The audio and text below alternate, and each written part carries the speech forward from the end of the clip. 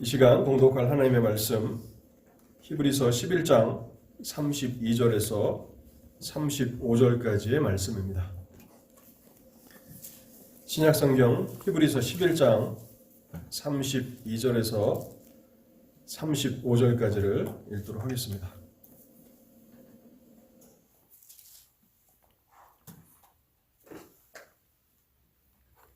히브리서 11장 32절입니다. 내가 무슨 말을 더 하리요? 기드온, 바락, 삼손, 입다, 다윗 및 사무엘과 선지자들의 일을 말하려면 내게 시간이 부족하리로다. 그들은 믿음으로 나라들을 이기기도 하며 의를 행하기도 하며 약속을 받기도 하며 사자들의 입을 막기도 하며 불의 세력을 멸하기도 하며 칼날을 피하기도 하며 연약한 가운데서 강하게 되기도 하며 전쟁에 용감하게 되어 이방 사람들의 진을 물리치기도 하며 여자들은 자기의 죽은 자들을 부활로 받아들이기도 하며 또 어떤 이들은 더 좋은 부활을 얻고자 하여 심한 곤문을 받되 구차히 풀려나기를 원하지 아니하였으며. 아멘. 먼저 잠시 하나님의 은혜를 구하며 기도하겠습니다. 자비로우신 하나님 감사합니다. 오늘도 저에게 건강을 주시고 생명을 주셔서 하나님을 예배하게 하시니 감사합니다. 오늘도 저희가 하나님 주신 이 복된 날을 거룩하게 구별하며 말씀 앞으로 나왔사오니 하나님 아버지 저희의 마음을 열어주시고 또한 저희의 귀를 열어 주시옵소서. 성령을 통해서 말씀을 조명하여 주시옵소서. 우리가 하나님의 말씀을 깨닫기에는 참으로 영적으로 우둔한 존재들인 것을 고백합니다. 성령께서 저희를 도와주시지 아니하시면 우리가 하나님 앞에 나왔으나 주님의 말씀을 깨달지도 못하고 그렇게 돌아갈 수밖에 없는 연약한 자들입니다. 오 하나님, 우리의 생각을 다스려 주옵소서. 우리의 마음을 다스려 주옵소서. 말씀 선포를 회방하고자 하는 사단의 악한 영향력들을 깨트려 주시옵소서. 또한 단에선 연약한 자를 불쌍히 여겨 주옵소서. 하나님의 도우심이 없이는 이 일을 온전하게 감당할 수 없는 참으로 무능력한 자인 것을 주께서 아시오니 불쌍히 여겨 주시고 하나님의 성령으로 함께하여 주셔서 말씀의 능력과 말씀의 은혜를 허락하여 주시옵소서. 그래서 하나님의 진리가 선포되게 하시고 그 진리가 사랑하는 성도들의 영혼의 양식이 되게 하옵소서. 또 이 시간에도 온라인 예배로 참여하는 성도들 있는 곳 그곳에서 하나님의 말씀을 청종할 때에 함께 나와서 예배하는 우리들과 동일한 은혜로 역사하여 주옵소서. 이 모든 말씀 우리 주 예수 그리스도의 이름으로 기도하옵나이다. 아멘. 히브리서 기자는 믿음의 사람들 한 사람 한 사람들을 소개하면서 자신이 가지고 있는 어려움을 32절에서 호소합니다. 내가 무슨 말을 더 하리요? 이들의 일을 말하려면 시간이 부족하리로다. 믿음의 사람들의 위대한 그 행보들 하나하나들을 자세하게 소개하고 설명하기를 원하지만 시간이 부족하다는 것입니다. 지면이 부족하고 그 일을 감당한다면 끝이 없어 보인다라고 하는 그러한 호소를 우리에게 하고 있는 것입니다. 그렇기 때문에 우리가 32절에 이름만 언급된 이 사람들이 앞서 기록된 믿음의 사람들보다 열등하다, 못하다라고 결코 오해해서는 안 된다는 사실입니다. 히브리서 기자는 믿음의 선진들에 대해서 기록하면서 믿음의 신뢰들이 너무 많아서 그들 하나하나들을 자세하게 소개할 수 없는 그 안타까운 마음을 32절에서 호소하는 것입니다. 내 마음을 잘 헤아려 달라. 그리고 여러분들이 그 이름 하나하나들 생각하면서 믿음의 행보들을 추적해 나가기를 원한다라고 하는 그런 간절함이 배어있는 구절이 32절입니다. 설교자로서 저도 히브리서 11장을 설교하면서 같은 어려움을 경험하고 있습니다. 히브리서 11장을 핵심 내용들만 비교적 간단하게 살펴보고 12장으로 넘어가려고 했는데 벌써 오늘 히브리서 11장을 설교하는 것이 6번째이고 히브리서 11장을 끝마치려면 최소한 한 번을 더 설교해야 하는 그러한 현실적인 어려움에 처해져 있습니다. 다른 장들을 한 장씩 한 번에 설교해 나아갔는데 히브리서 11장에 와서는 최소 7번의 시간들을 할애하는 것을 보면서 저는 32절에 히브리서 기자가 가지고 있는 그 어려움을 충분히 공감하고 있는 것입니다. 근데 여러분, 이것은 구약의 믿음의 사람들이 참으로 많다는 사실들을 우리에게 일깨워주는 감사해야 할 내용들입니다. 구약에서도 달빛과 같은 희미한 복음의 계시 아래서도 예수 그리스도께서 이 땅에 오시기 이전에도 믿음으로 살았던 믿음의 사람들이 이처럼 많이 있다는 것은 얼마나 감사한 일입니까? 또한 이것은 동시에 우리 시대 더 밝은 태양빛과 같은 복음의 빛 안에서 분명하고 완전한 계시를 받은 이 시대를 향한 도전이 아닐 수 없는 것입니다. 달빛과 햇빛은 비교가 불가능할 정도로 큰 것입니다. 그 차이는 너무나 큰 것입니다. 그런데 햇빛과 같은 복음의 계시 아래에 있는 이 세대들을 한번 돌아보십시오. 더 많은 믿음의 사람들이 하나님 앞에서 믿음으로 살아가야 하는데 현실은 그렇지가 못합니다. 슬프게도 세상은 종말이 가까울수록 믿음이 있는 사람들을 찾아보기가 어려울 것이라는 그러한 경고의 말씀을 듣습니다. 누가복음 18장 8절에서 예수님께서 이렇게 경고하십니다. 내가 너에게 이르노니 속히 그 원한을 풀어주리라. 그러나 인자가 올 때에 세상에서 믿음을 보겠느냐 하시니라. 종말이 가까울수록 믿음의 사람들을 찾아보기가 더욱 어렵게 된다는 주님의 경고의 말씀이고 이 말씀은 그대로 실행되는 것을 우리는 확신하고 있습니다. 그러나 비록 믿음의 사람들이 소수일지라도 곳곳에서 믿음의 사람들이 살아가고 있다는 사실들을 우리가 생각하며 무엇보다도 우리보다 앞서간 믿음의 선진들이 많이 있다는 사실들을 생각하면서 우리는 감사하며 더욱 분발하며 용기를 내야 할 것이고 그래서 믿음의 사람들의 대열에 참여하기 위해서 열렬하고 또 간절하게 하나님의 은혜를 구하며 살아야 할 것입니다. 저는 오늘 믿음의 사람들 6번째 사사들, 다윗, 선지자들의 믿음을 여러분들과 함께 생각해 보기를 원합니다. 아마 여러분들이 오늘 설교 제목을 보시면 제가 서두에 말했던 그 어려움을 직감하실 수 있을 것입니다. 무리하게 이렇게 좀 내용들을 압축해서 설교하려다 보니까 사사들, 다윗, 선지자들의 믿음이다. 사실 이 단어들 하나하나들을 설명해 나가고 또 구절들 하나하나들을 설명해 나간다면 아마 올해 안에 히브리서 11장을 끝마치지 못할 수도 있을 것입니다. 그래서 비교적 핵심적인 내용들만 간략하게 증거하고자 합니다. 크게 4가지를 말씀드리려고 하는데요. 이 믿음의 사람들은 믿음으로 나라들을 이기기도 하였다고 성경은 증거합니다. 믿음으로 나라들을 이기기도 하였다. 아마 이 말씀은 사사들과 다윗에게 적용되는 말씀일 것입니다. 많은 사사들이 있지만 시간 관계상 저는 기드온이라고 하는 한 인물에 대해서 이 말씀을 적용해 보도록 하겠습니다.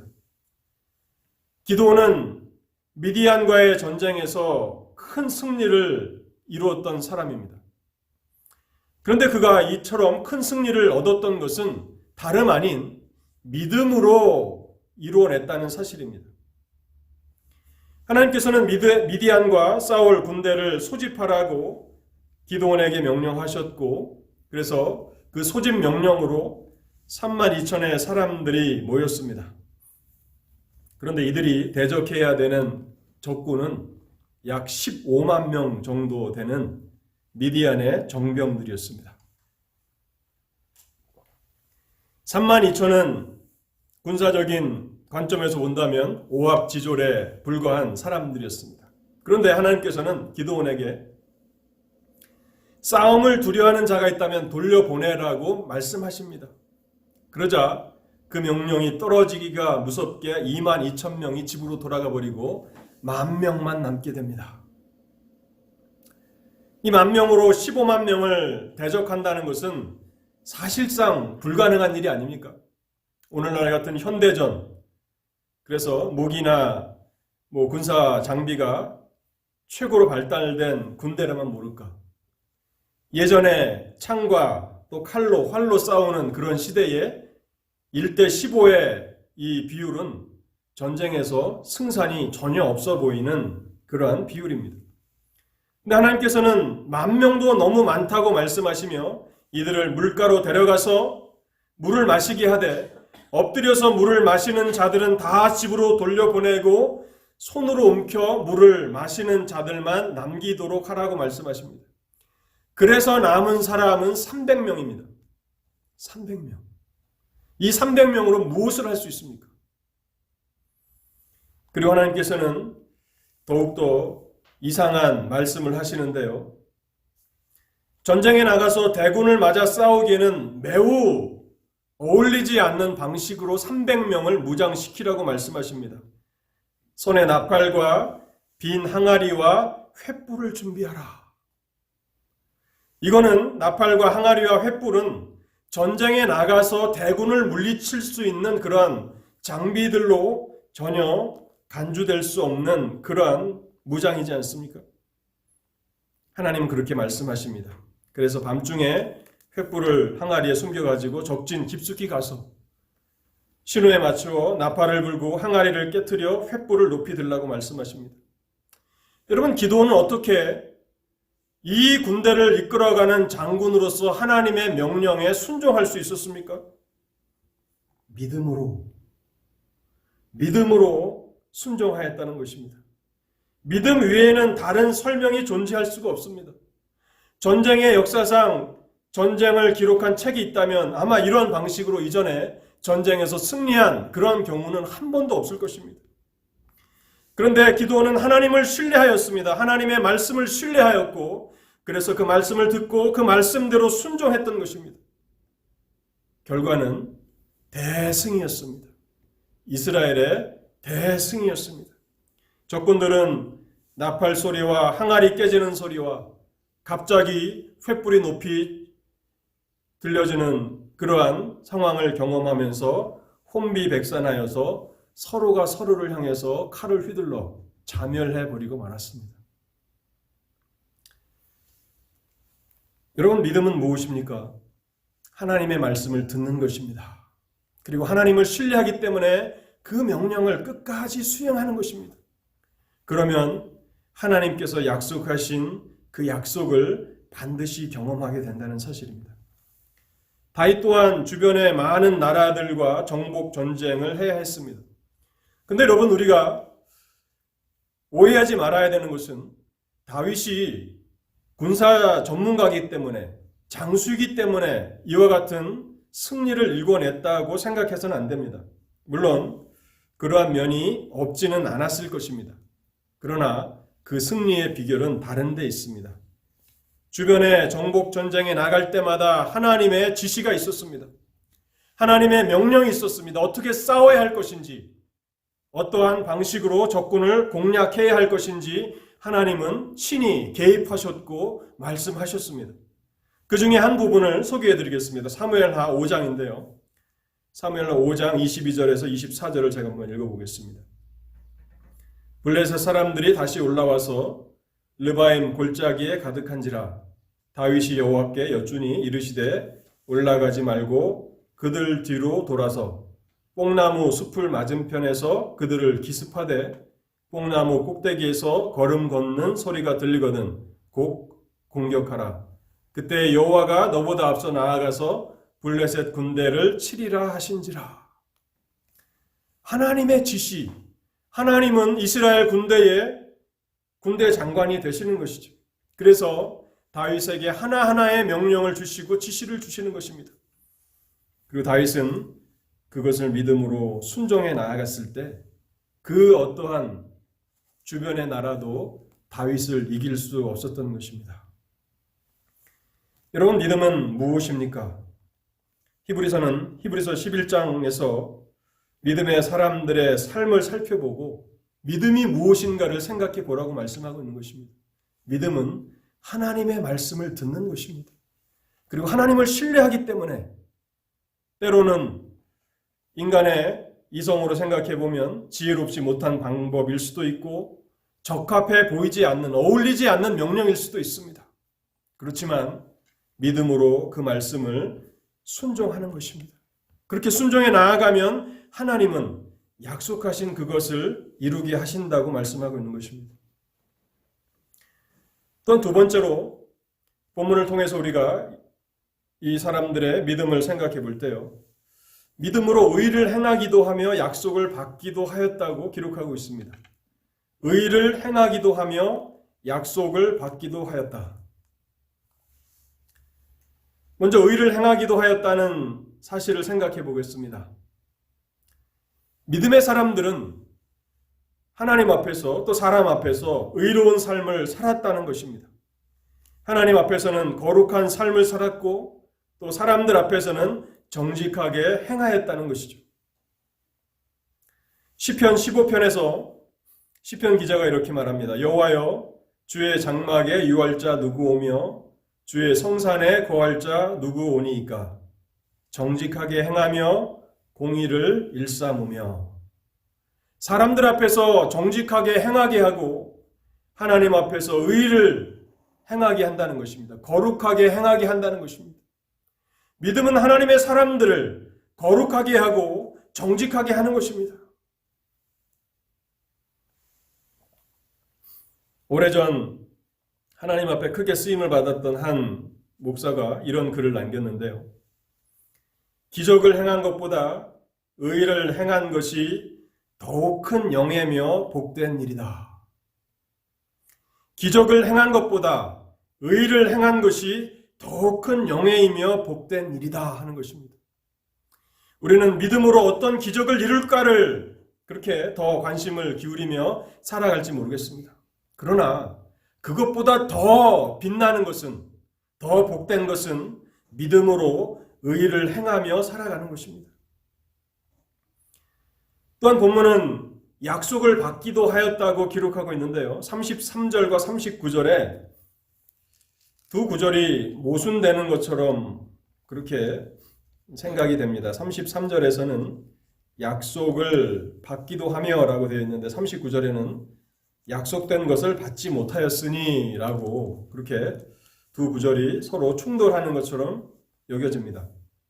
그러나 사실은 해석의 문제라는 것을 우리가 생각해 보면 두 구절이 모순되는 것은 아닙니다. 33절은요. 개인들에게 주신 약속을 말하는 것입니다. 한 사람 한 사람에게 하나님께서 말씀으로 주신 그 약속들을 말하는 것이고 39절에서 약속된 것이라는 것은 메시아 그리스도에 대한 그 약속, 더 큰 약속이죠. 그래서 구약의 성도들은 개인들에게 주신 그 약속들을 받긴 했지만 메시아 그리스도의 약속이 성취되는 것을 보지는 못하였다라고 하는 그런 말씀이 될 것입니다. 사실 이러한 주제 아래서도 충분히 1시간 설교를 진행해 나갈 수 있지만 저는 다윗이라고 하는 인물 한 사람만 들어서 약속의 성취를 생각해 보겠습니다. 하나님께서는 사무엘을 통해서 다윗에게 이스라엘의 왕이 되리라는 약속을 주셨습니다. 그런데 그 약속을 받고 나서 그 약속이 성취되기까지는 많은 시간들이, 많은 고난과 시련들이 있어야 했습니다. 그러나 다윗에게 믿음은 어떻게 역사했습니까? 끝까지 약속의 성취를 볼 때까지 믿음으로 기다리며 인내하게 하였다는 사실입니다. 이처럼 믿음은 하나님을 신뢰하게 하기 때문에 많은 장애물과 어려움에도 불구하고 또 많은 시간이 지체됨에도 불구하고 하나님을 기다리며 인내로서 살아가게 한다는 것입니다.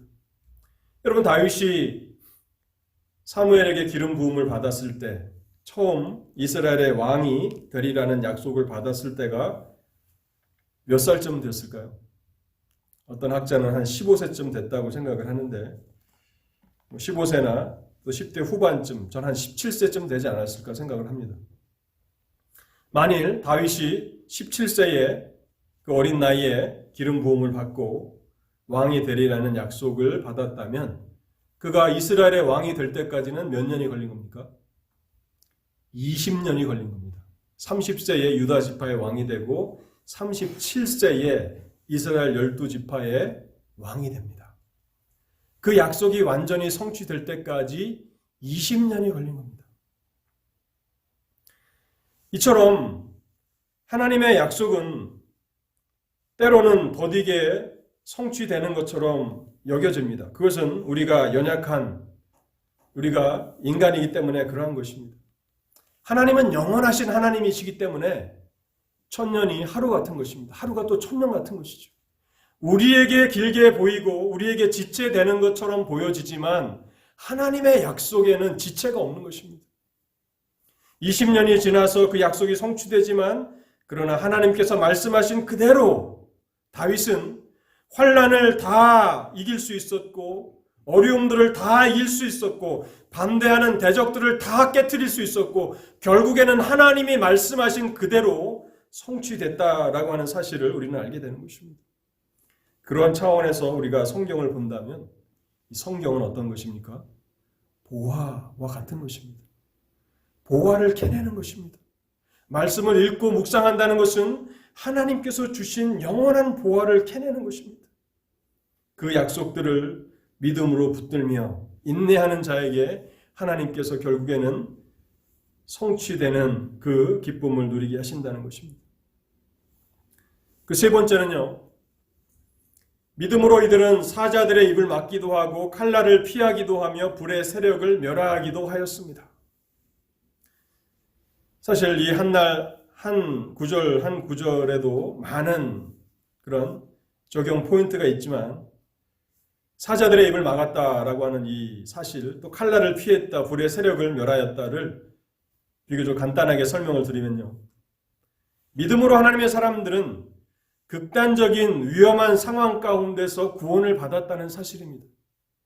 사자의 입, 칼날, 불의 세력, 하나님의 백성들이 믿음으로 살아갈 때에 경험할 수 있는 반대와 위협과 어려움이라는 사실입니다. 극한의 어려운 위급한 상황을 맞이하지만 그러나 믿음으로 하나님을 의지하는 사람들은 이러한 위급한 상황에서 구원을 받기도 한다는 것입니다. 여러분, 다니엘이 모함을 받고 사자굴에 던져진 유명한 이야기가 있지 않습니까?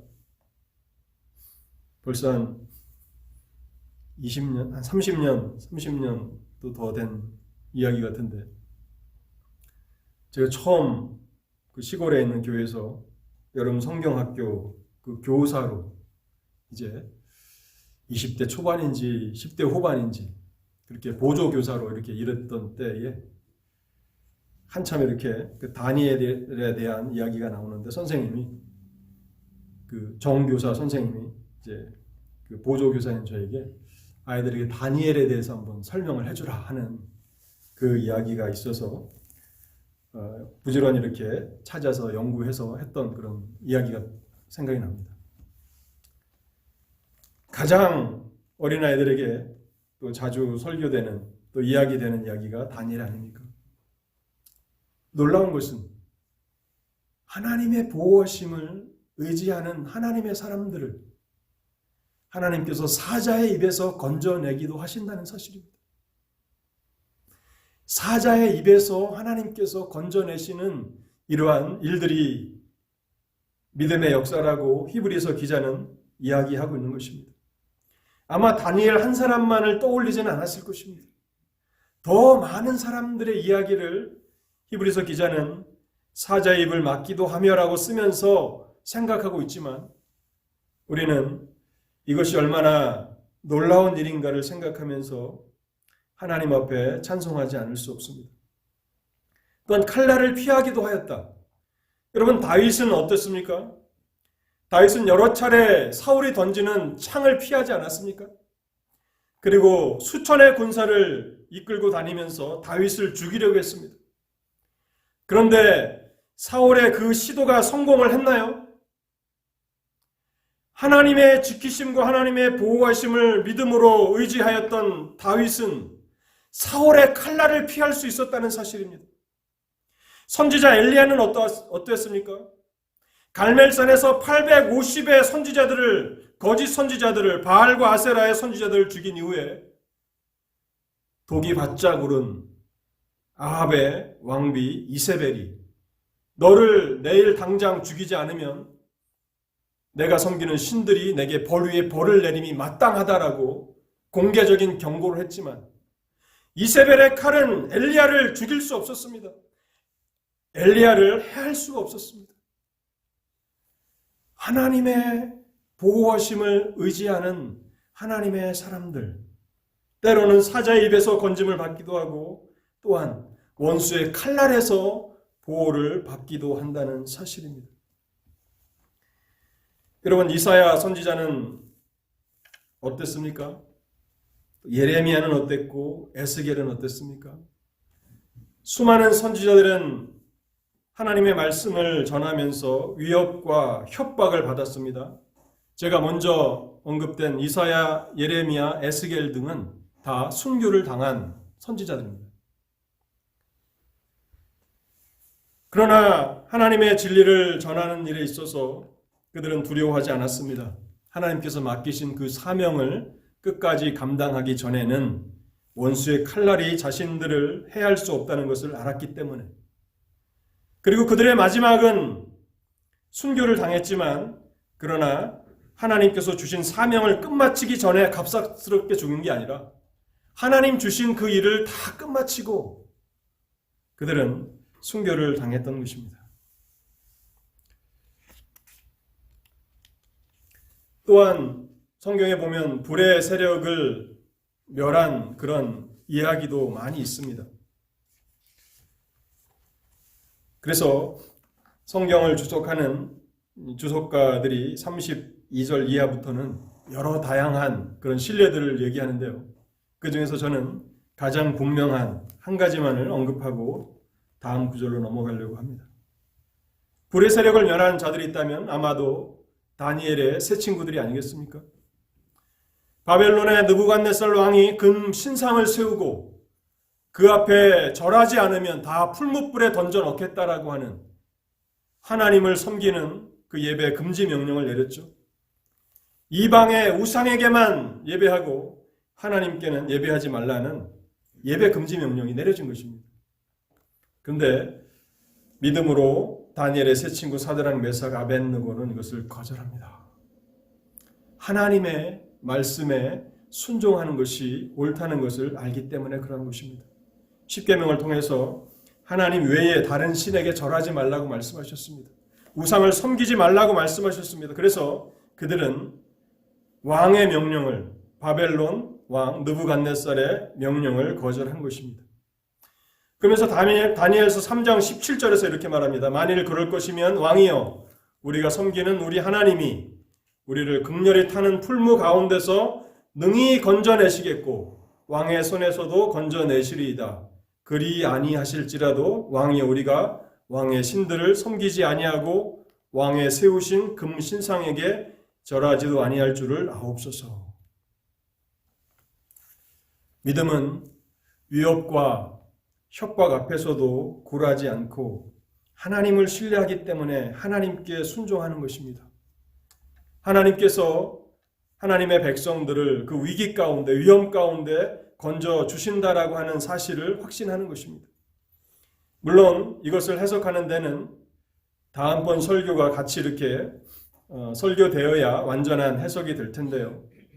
무조건 순교를 당하지 않는 사람들만 구원을 얻었다고 생각해서는 안 됩니다. 다니엘 3장에도 보면 그리 아니하실지라도 라고 하는 말씀이 있습니다. 하나님께서 풀무불 가운데서 건져내시지 않았다면 그들을 지켜주시지 않은 것이 아니라는 사실입니다. 그런 부분은 다음번 설교에서 말씀을 드리겠습니다.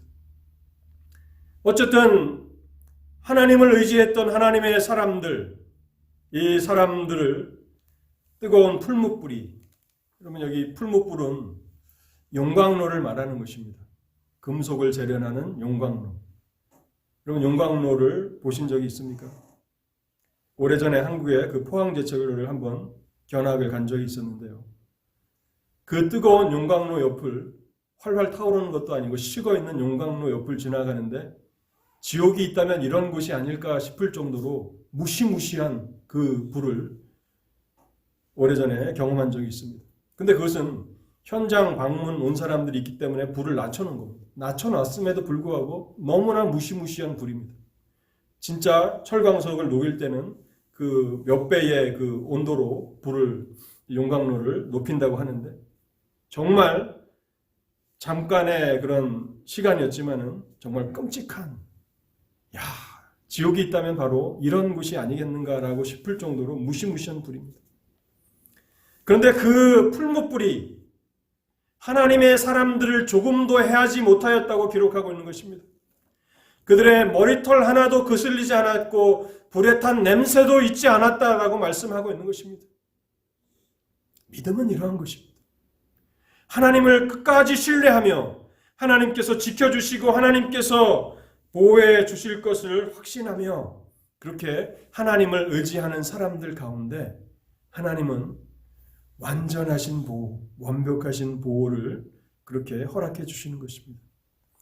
마지막 날 하나님의 나라에서 모든 순교자들조차도 이구동성으로 고백하는 것은 하나님께서 우리를 칼의 세력에서, 사자의 입에서, 불의 세력에서 건져주셨다고 하나같이 고백하게 될 것입니다. 마지막으로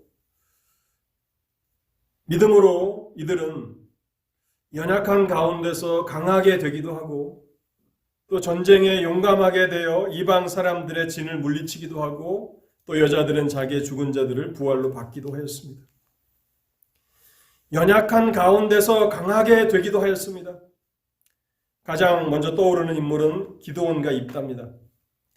여러분 기드온과 입다는 하나님의 부르심을 받았을 때 매우 연약한 가운데 있었던 사람들입니다.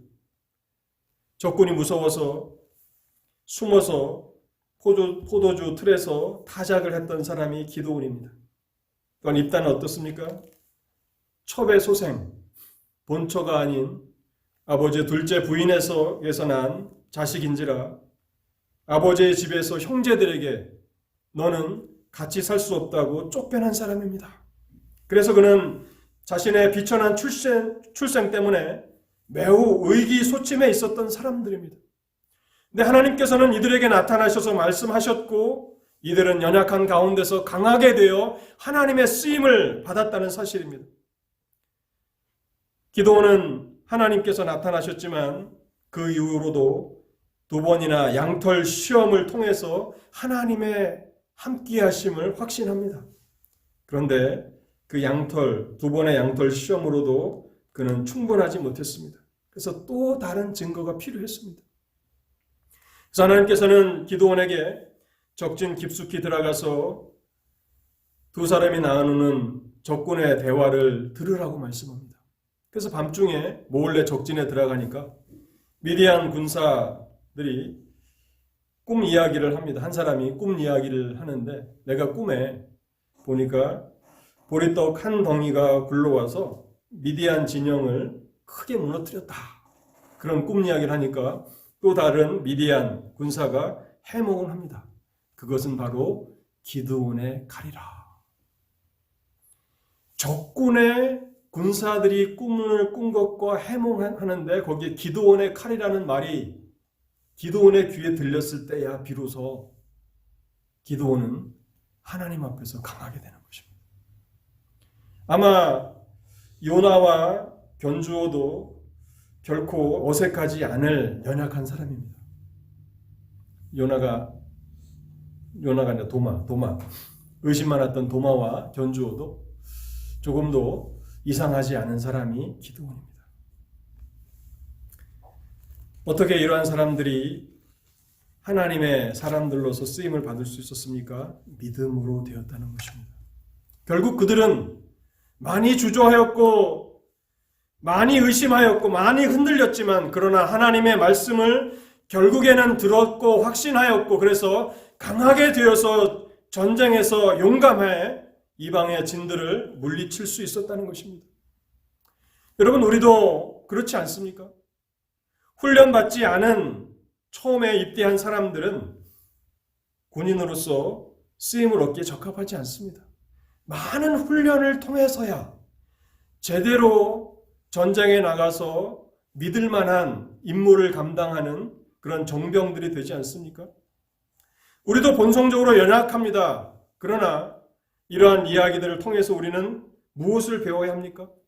우리 또한 부지런히 하나님의 말씀을 통해서 믿음의 훈련을 잘 감당한다면 우리는 본성적으로 연약하지만 강하고 담대한 사람들이 될 수 있다는 것입니다. 여러분, 이와 같은 소망이 우리의 마음에 있어야 하는 것입니다. 에베소서 6장 10절에서 바울은 이렇게 말합니다. 끝으로 너희가 주 안에서와 그 힘의 능력으로 강건하여지고, 믿음 안에서 연약한 사람이 강건하여질 수 있습니다. 대장부와 같이 강한 사람이 되어서 하나님의 믿음직한 일꾼이 될 수 있다는 것입니다. 그런데 믿음의 훈련을 감당하지 않으면 어떡합니까? 의심하고 흔들리고 하나님 앞에 주저하고 그러한 모습으로 살아가는 것입니다. 그러니 우리를 단련해 주옵소서. 주여, 우리에게 믿음을 더하여 주옵소서. 주여, 우리의 믿음을 강하고 담대하게 하옵소서. 우리를 믿음으로 온전하게 하옵소서라고 말하며 하나님 앞에 열렬하게 기도하는 일이 얼마나 필요합니까? 그렇다면 나라들을 이기기도 하는 것입니다. 이방의 적군들을 물리치기도 하는 것입니다. 한 사람이지만 그러나 위대한 하나님의 일들을 감당할 수 있는 사람들이 되는 것입니다. 여러분, 이처럼 연약한 사람들을 소개하는 것은 우리를 향한 하나님의 배려입니다. 우리 또한 그렇게 믿음으로 살아간다면 강하게 될 수 있다는 사실입니다. 마지막으로 죽은 자들을 부활로 받은 사람들도 있었습니다. 여인들이라고 특별히 단서를 붙이기 때문에 아마도 이 사람들은 엘리야와 엘리사 시대에 부활을 경험했던 열왕기상 17장의 사르밧 여인과 열왕기 하 4장의 수넴 여인을 가리키는 것이 분명해 보입니다. 이 여인들은 모두 선지자들을 잘 공개하였습니다. 그런데 갑자기 아들을 잃게 되었습니다. 그렇지만 이들은 죽은 아들로 인해서 낙담하거나 절망해하지 않았고 오히려 하나님을 신뢰하였을 때에 죽은 아들을 부활로 다시 받기도 하였습니다. 성경을 해석하는 데 있어서는 참 많은 주의가 필요합니다. 이 본문을 오해하기 쉬운데요. 믿음이 있다면 누구나가 죽은 자가 부활하는 것을 경험하게 된다는 그런 말씀으로 해석해서는 안 됩니다. 그것은 성경을 오해하는 것입니다. 오래전에 어떤 사람이 유명한 연예인이 죽었을 때 그 아버지가 죽은 딸을 살리겠다고 부활한다고 하면서 그렇게 장례를 치르지도 않았던 10여 년, 20여 년 전에 그런 기사가 생각이 납니다. 그걸 말하는 것이 아닙니다. 믿으면 죽은 가족이 살아난다 그런 말씀이 아니라 여기에는 분명한 하나님의 원리가 있는데요. 이 부활에 대해서 하나님께서 죽은 여인들에게 아들의 부활을 말씀해 주셨습니다. 이것이 중요한 겁니다. 네 아들이 죽었지만 다시 살아나리라는 말씀을 주신 것이고 이 여인들은 하나님의 말씀을 믿은 것입니다. 그 한 중간은 수넴 여인에게서 발견할 수 있는데요. 수넴 여인이 아들이 죽었을 때 어떻게 행동했습니까? 사랑하는 아들이 죽었는데 통곡하지 않을, 슬퍼하지 않을 어머니가 어디 있습니까? 통곡하고 슬퍼하는데 이 여인은 슬퍼하지 않습니다. 또 아들이 죽은 이야기를 남편에게도 알리지 않습니다. 왜 그럴까요? 하나님의 말씀이 계시가 이 여인에게 주어진 것입니다. 그리고는 종 하나를 데리고 쉬지 말고 부지런히 엘리사 선지자에게 가자라고 말합니다. 내가 말하기 전에는 이 노새의 속도를 늦추지 말라 하고 부지런히 선지자 엘리야를 찾아갑니다. 엘리사를 찾아갑니다. 그래서 결국 선지자 엘리사가 죽은 아들에게로 와서 죽은 아들을 살려내지 않습니까? 믿음으로 그렇게 한 것입니다. 죽은 자가 살아나리라고 하는 그 말씀조차도 우리의 이성으로는 설명할 수 없고 이해할 수 없지만 하나님이 말씀하시니 하나님을 신뢰하기 때문에 그 엄청난 말씀조차도 믿고 의지하는 것입니다. 그때에 하나님께서는 약속하신 그 약속을 이루어서 부활로 아들을 돌려받게 되었다는 사실입니다. 하나님의 말씀은 이처럼 위대한 역사들을 이루기도 하는 것입니다. 그래서 하나님의 말씀을 듣는 것이 복인 것입니다. 하나님의 말씀을 읽는 것이 복이고 하나님의 말씀을 듣는 것이 축복인 것이죠. 불행은 무엇입니까? 저주는 무엇입니까? 하나님의 말씀을 듣지 못하는 것입니다. 말씀을 읽지 못하는 것입니다. 하나님께서 우리에게 말씀을 통해서 어떠한 부분들을 약속해 주십니다. 아마 여러분들 개인들 가운데 그러한 이야기들을 하라고 할 것 같으면 아마 설교 시간 내내 다 해도 부족할 수도 있습니다. 저도 마찬가지입니다. 하나님께서 말씀을 읽고 묵상할 때에 특별하게 주신 그런 말씀들이 있습니다.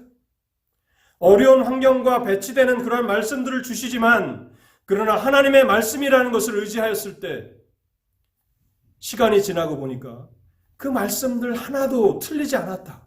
말씀대로 이루어 주셨다라고 하는 사실을 알게 되었고 확신하게 된 것입니다. 결론의 말씀을 드리겠습니다.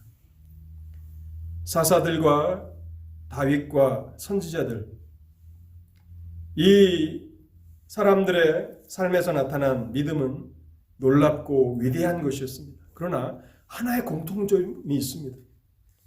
그 공통점은 무엇인가 하면 세 단계로서 이 믿음이 역사하는데요. 첫 번째는 하나님께서 말씀하신다는 사실입니다. 계시입니다. 하나님의 계시. 하나님이 어떤 일에 대해서 말씀하십니다. 두 번째는 이 사람들은 환경과 여건과 또 그것의 실행 가능성의 여부를 따지지 않고 말씀을 신뢰하고 그대로 순종한다는 사실입니다. 하나님을 신뢰하기 때문에 말씀하신 하나님을 신뢰하기 때문에 하나님의 말씀을 순종하는 것입니다. 그리고 세 번째는요. 하나님이 정하신 때에 그 말씀이 성취되는 것을 경험하였다는 사실입니다.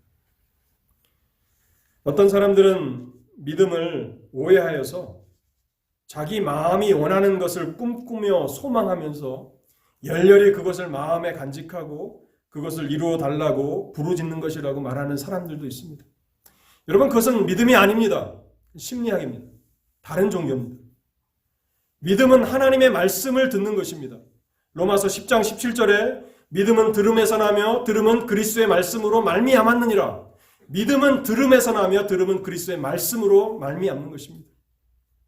부활할 것이라, 또 어떤 병에서 날 것이라, 또 너는 죽지 않을 것이라고 하는 그 말씀이 하나님으로부터 임하는 것입니다.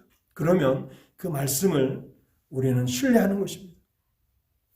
말씀이 성취되기까지 많은 시간이 걸리기도 합니다. 그러나 인내로서 기다립니다. 왜냐하면 하나님이 누구인지를 알기 때문에 끝까지 신뢰하는 것입니다. 여러분, 이 일이 쉬워 보이지만 열왕기상 12장에 보면 여로보암이라고 하는 불신앙의 그 대표자라고 할 수 있는 사람을 보면 알게 됩니다. 하나님께서 다윗의 집을 치시면서 여로보암에게 선지자 아이야를 보내십니다. 그러면서 내가 이스라엘의 10지파를 너에게 줄 것이고 너는 10지파의 왕이 될 것이다. 말씀으로만 부족하다고 생각할 수 있기 때문에 아이야 선지자가 입고 있었던 그 새 옷을 12조각으로 나눠서 그 중에 10개를 이제 여로보암에게 증표로 주죠. 그러면서 하나님께서 말씀하시기를 내 말에 순종하며 행한다면, 다윗이 행했던 것처럼 나의 말에 온전히 순종한다면 내가 너를 위해서 너의 집을 견고히 세울 것이다. 사무엘 하에서 하나님께서 다윗에게 주셨던 그 약속을 여로보암에게도 주시는 겁니다. 다윗과 같이 내 앞에서 그 말씀을 순종한다면 내가 견고한 집을 세울 것이다. 그리고 말씀대로 르호보암 때에 이스라엘이 분열돼서 르호보암은 유다와 베냐민 두 지파의 왕이 되고 여로보암은 하나님이 말씀하신 대로 10지파의 왕이 됩니다.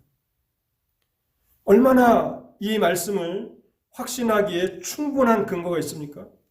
그런데 여로보암은 하나님을 신뢰하지 않습니다. 하나님을 신뢰하지 못하기 때문에 불안한 것입니다. 이 약속이 언제 깨트려질지 모른다 해서 자기의 길을 가는데, 열왕기상 12장에 보면요, 26절과 29절에 이런 말씀이 있습니다. 그의 마음에 스스로 이르기를 나라가 이제 다윗의 집으로 돌아가리라. 나라가 이제 다윗의 집으로 돌아가리라. 하나님은 네가 내 말에 순종하는 한 내가 너의 집을 견고하게 세우리라고 말씀하시며 이미 말씀하신 것을 이뤘는데 사탄의 음성이 들리는 거죠. 마음에 스스로 이르기를 나라가 이제 다윗의 집으로 돌아가리라. 그래서 어떠한 반역을 계획합니까? 자기 10지파의 백성들이 예루살렘에 올라가서 하나님을 예배하지 못하도록 베델과 단에 금송아지를 세우고 그것을 섬기도록 합니다. 여러분, 사람들이 하나님의 말씀을 듣는다고 해서 그것을 다 신뢰하고 말씀대로 행하는 것은 아닙니다. 여로보암을 보십시오. 선지자를 통해서 주신 예언의 말씀이 완벽하게 성취됨에도 불구하고 무엇 하나 부족한 것이 없이 다윗에게 베푸신 동일한 은혜를 하나님께서 여로보암에게 베푸시지만 하나님의 말씀을 믿지 못하겠다라고 하나님의 말씀을 걷어차지 않습니까? 사랑하는 성도 여러분, 설교를 마치면서 여러분들에게 간곡하게 기도할 기도의 제목 하나를 소개하겠습니다. 주여 믿음을 더하소서. 우리는 이렇게 기도해야 합니다. 오 주여, 우리의 믿음을 더하여 주시옵소서. 하나님의 말씀을 듣게 하옵소서. 확신하게 하옵소서. 그리고 인내로 끝까지 순종하게 하옵소서. 그래서 결국에는 약속하신 그것이 성취될 때까지 우리로 하여금 하나님을 기다리게 하옵소서. 믿음을 더하여 주시옵소서. 믿음 안에서 강한 사람들이 되게 하옵소서. 하나님의 쓰임에 합당한 사람들이 되게 하옵소서. 여러분, 이 기도의 제목은 우리가 마지막까지 하나님 앞에 간절함으로 기도해야 하는 기도의 제목입니다. 믿음은 이처럼 위대한 일들을 행하게도 합니다. 우리에게도 그와 같은 믿음을 허락하신 하나님께서 우리의 믿음을 자라게 하시고 성장하게 하시고 그래서 하나님 앞에 영광을 돌리는 그러한 복된 삶으로 우리의 인생이 끝마쳐질 수 있는 그러한 역사를 허락해 주시길 바랍니다. 우리 같이 기도하겠습니다. 하나님 감사합니다. 오늘도 여전히 우리에게 말씀을 들려주시니 감사합니다. 오 하나님, 믿음의 선조들에게 주신 그 믿음 다 동일한 믿음이지만 어떤 자들은 그 믿음을 통해서 하나님 앞에 하나님의 나라를 위해서 크게 떨치고 일어나서 하나님의 이름을 빛내며 주께 영광을 돌렸던 것을 생각합니다. 오 하나님, 오늘 이 시대에도 여전히 하나님의 믿음의 사람들이 있을 터이니 하나님의 믿음의 사람들의 믿음을 더하여 주시기를 원합니다. 그래서 과거에도 또 역사하셨던 하나님께서 하나님의 사람들을 통해서 일하실 때에 세상을 이기게 하시고 사탄의 나라를 이기게 하시고 하나님의 나라의 완성을 위해서 놀랍게 진보하는 그러한 세대가 되도록 허락하여 주옵소서. 하나님, 하나님의 교회들마다 일하는 일꾼들이 적은 시대가 이 시대입니다. 오 하나님, 우리 시대를 불쌍히 여기시고 하나님께서 말씀 선포를 통해서 일하여 주실 때에 믿음은 들음에서 나며 들음은 그리스도의 말씀으로 말미암았다고 하셨사오니 선포되는 그곳마다 믿음의 놀라운 역사가 있게 하셔서 하나님의 교회를 섬기게 하옵소서. 하나님의 나라의 신실한 일꾼들이 되게 하여 주시옵소서. 그래서 이 시대도 여전히 하나님께서 높임을 받으시며 영광을 받으시옵소서. 우리 주 예수 그리스도의 이름으로 기도하옵나이다. 아멘.